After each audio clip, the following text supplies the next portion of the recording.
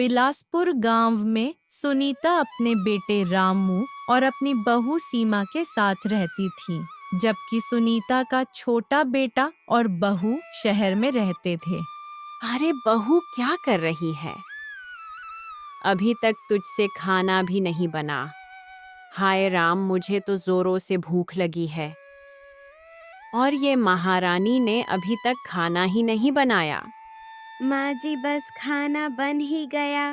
मैं बस अभी लेकर आ रही हूँ। सुनीता को अपनी बड़ी बहू पसंद नहीं थी, क्योंकि वह गांव की थी। वह मॉडर्न नहीं थी, लेकिन बहुत अच्छी बहू थी। अरे सीमा, मैं खेत पर जा रहा हूँ, तुम माँ का ख्याल रखना। अरे रुकिए, खाना तो खाकर जाइए। अरे नहीं सीमा, आज खेत पर बहुत काम है, आज खाना नहीं खा पाऊंगा।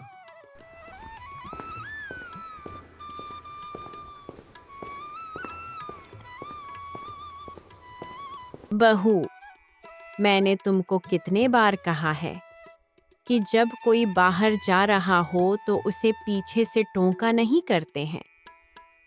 कितनी बार समझाऊं तुमको, हमेशा वही गलती दोहराते रहती हो।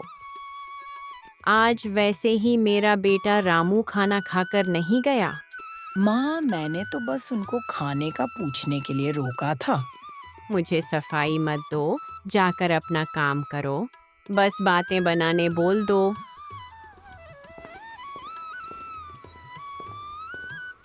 आज वो बिना खाए ही चले गए। एक काम करती हूँ, मैं ही उनके लिए खाना लेकर चली जाती हूँ खेत पर।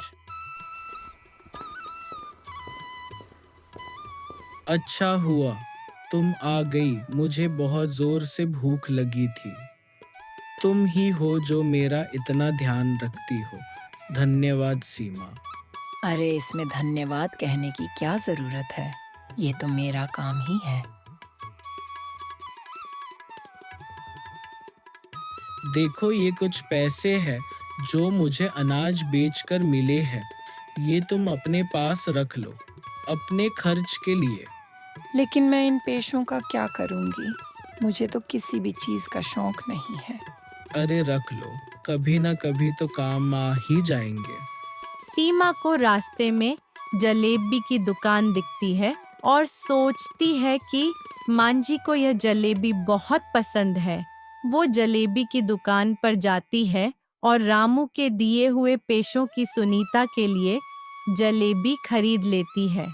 आज मांझी तो जलेबी देखकर खूब खुश हो जाएंगी। माँ जी देखो, आपको ये जलेबी पसंद है ना? ये जलेबी मैं आपके लिए लेकर आई हूँ। जल्दी से खाकर बताओ किसी लगी।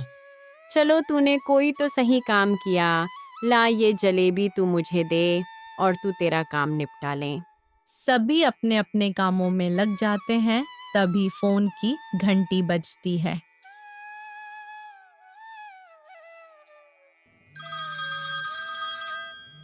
हेलो, हाँ, कौन बोल रहा है? हाँ माँ, मैं अमित बोल रहा हूँ। हेलो, हाँ बेटा अमित, तूने कितने दिनों बाद फ़ोन किया बेटा। मुझे तेरी बहुत याद आती है। कब आएगा तू शहर से गाँव? हाँ माँ, मुझे पता था कि तू मुझे बहुत याद करती होगी। इसीलिए मैं तेरी बहू को लेकर कल ही गाँव तेरे पास आ रहा हूँ। सच बेटा, तू सही बोल रहा है। मैं बहुत खुश हूँ। जल्दी आजा बेटा गाँव। मेरी टीना बहू से भी मैं कब से नहीं मिली। सुनीता की खुशी संभाली नहीं जा रही थी, मानो उसकी खुशी सातवें आसमान पर हो। वो बहुत खुश थी। सुनीता जोर से सीमा को आवाज लगती है। अरे सीमा सुन, कल मेरा अमित और मेरी प्यारी टीना बहू वापस घर आ रहे हैं।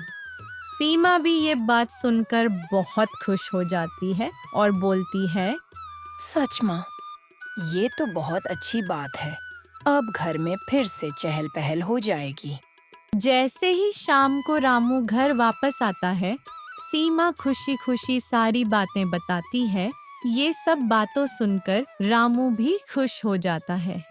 सुनीता को तो खुशी के कारण रात भर नींद नहीं आती है और सुबह के 5 बजे ही वह रामू और सीमा के कमरे में जाती है और उन्हें नींद से जगाते हुए कहती है,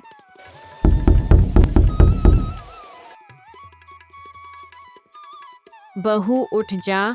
अमित और मेरी प्यारी बहू टीना के लिए तुझे कोई पकवान नहीं बनाना है क्या, जो तू अभी तक सो रही है? रामू, तू भी उठ जा। और वो पास वाले गांव की होटल पर जो रबड़ी मिलती है, वो अमित को बहुत पसंद है। जा जा लेकर आ। ठीक है माँ, मैं बहुत अच्छे अच्छे पकवान बनाऊंगी देवर जी और देवरानी जी के लिए। सीमा की ये सब बातें सुनकर सुनीता बहुत खुश हो जाती है और रामू भी रबड़ी लेने के लिए दूसरे गांव चला जाता है। कुछ टाइम बीतने के बाद सुनीता अमित और टीना का इंतजार गेट पर करने लगती है। बहुत टाइम हो गया, अब तक तो टीना और अमित को जाना चाहिए था। सुनीता को घर के बाहर खड़े देख उसकी पड़ोसी सुषमा और विनीता उसके पास आते हैं और पूछते हैं कि सुनीता बहन इस तरह घर के बाहर क्यों खड़ी हो? क्या बात है आखिर? कुछ भी नहीं, बस मैं अपने छोटे बेटे और मेरी मॉडर्न बहू का शहर से लौटने का इंतजार कर रही हूँ। उसी टाइम अमित और मॉडर्न बहू टीना आ जाते हैं। वाह सुनीता, तेरी ये बहू तो बहुत मॉडर्न और सुंदर है। हाँ हाँ, मेरी बहू जो है सुंदर तो होगी ही ना।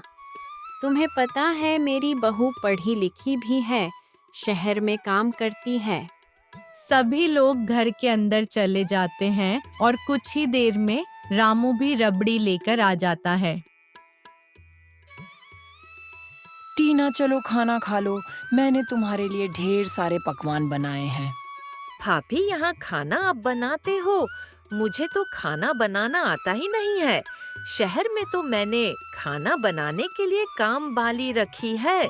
टीना ये लो, ये पूरी खाओ, ये मैंने खास तुम्हारे लिए बनाई है।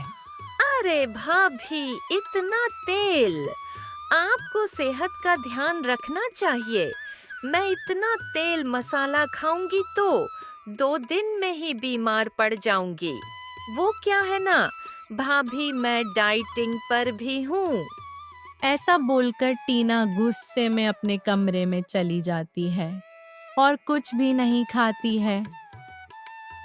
क्या भाभी, आपने हमारे आते ही टीना को नाराज कर दिया। माफ करना अमित, लेकिन मुझे पता नहीं था कि टीना ये सब नहीं खाती है। अमित भी गुस्से में कमरे में चल जाता है। यह सब देखकर रामू को बुरा तो लगता है, लेकिन रामू कुछ बोल नहीं पाता। गेट पर खड़े खड़े सीमा का भाई ये सब सुन रहा था। तब वह अंदर आकर कहता है, दीदी, मैं आपको मेरी शादी का निमंत्रण देने आया था, पर दीदी, यहाँ आपकी कोई इज्जत नहीं है। आप मेरे साथ घर चलो दीदी। नहीं सचिन, मैं नहीं जा सकती हूँ। यहाँ सब परेशान हो जाएंगे क्योंकि टीना को खाना बनाना नहीं आता है। नहीं सीमा, तुम जाओ सचिन के साथ। सचिन ठीक बोल रहा है और सीमा तुम्हारे साथ में भी चलूंगा। जब यहाँ कोई तुम्हारी इज्जत नहीं करता, तो फिर तुम क्यों सबकी चिंता करती हो? फिर रामू और सीमा सचिन के साथ उसके घर चले जाते हैं और अगले दिन वहाँ सुनीता की अचानक से तबीयत खराब हो जाती है। अमित, टीना सुनो। अमित, बेटा कहाँ हो? मेरी बहुत तबीयत खराब हो गई है, मैं उठ नहीं पा रही हूँ। अमित, देखो, मैं इनको यहाँ संभालने नहीं आई हूँ शहर से। मैंने सोचा शहर के कामों से कुछ दिन छुटकारा मिल जाएगा, इसीलिए मैं गांव आई थी। अपन दोनों यहाँ सुकून से रहें। वो इनसे देखा ही नहीं जा रहा है। हाँ टीना, इन्हें यहाँ चिल्लाने दो। मैं भी उस भाग दौड़ भरी जिंदगी से इनकी सेवा करने नहीं आया हूँ। दूसरी तरफ मायके गई हुई सीमा को दिन रात सुनीता की चिंता सताती थी। अरे जी सुनो, मुझे पता नहीं क्यों, लेकिन माँ जी की तबीयत की चिंता हो रही है। मुझे कुछ अजीब सी घबराहट हो रही है। मेरा मन नहीं लग रहा कहीं भी। अरे माँ को कुछ नहीं हुआ होगा, वो अपनी मॉडर्न बहू के साथ खुश है। तुम उनकी चिंता मत करो। नहीं जी, मुझे कुछ ठीक नहीं लग रहा है। आप तो घर चलो जल्दी से। सीमा की जिद के आगे रामू हार गया और वह सीमा को लेकर जल्दी से घर आ जाता है और सुनीता की हालत देखकर सीमा रोने लग जाती है। माँ जी, मुझे लग ही रहा था कि आपकी तबीयत खराब है। मैं अब समझी, मुझे इसलिए बेचैनी हो रही थी। सीमा, मुझे माफ कर दे बेटा, मुझसे बड़ी गलती हो गई। मैंने सोचा तुझ जैसी गंवार बहू को लेकर मैंने गलती कर दी और इसी कारण मैं तेरे साथ बुरा बर्ताव करती रही। हाँ हाँ हाँ, अब बताओ माँ, तुम्हारी कौन सी बहू अच्छी है, मॉडर्न बहू या अनपढ़ गरीब घर की बहू? भले ही मेरी सीमा अनपढ़ है, लेकिन सबसे अच्छी बहू भी सीमा ही है।